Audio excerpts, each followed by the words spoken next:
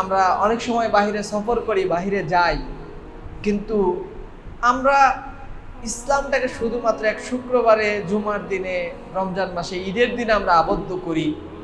কিন্তু বাস্তবতা হলো প্রিয় ভাইরা, যে ইসলাম শুধুমাত্র কিছু নেবার জন্য তো আপনাকে ইসলাম আপনার সামনে আসলে উপস্থাপন করা হয়নি।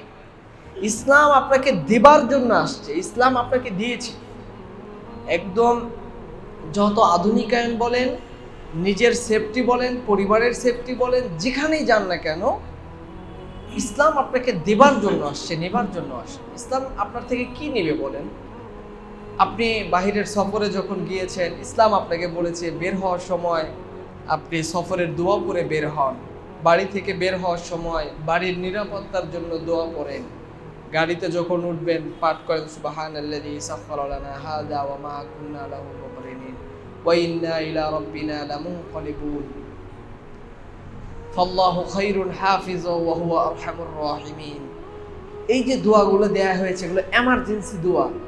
শেষের যে অংশটুকু পড়লাম, ফাল্লাহু খায়রুন হাফিজা ওয়া হুয়া আরহামুর রাহিমিন, এই দোয়াগুলো পড়লে শয়তানের ওয়াসওয়াসা থেকে বিভিন্ন সময় শয়তান মুসলিমদের, মুমিনদের, ঈমানদারদের রাস্তাঘাটে বিভিন্ন সময় ওয়াসওয়াসা দিয়ে তাদেরকে যে ক্ষতি করতে চায় এবং বিভিন্ন সময় বিপদ, মুসিবত, ঝামেলা এগুলো তারা পাকায়। আল্লাহ তাআলা এই দোয়াগুলো পড়ার কারণে দোয়াগুলো এত সেফটি হয় যে তাদের ওই জায়গায় মুহূর্তের মধ্যে ফেরেশতারা তাদেরকে প্রোটেক্ট করে।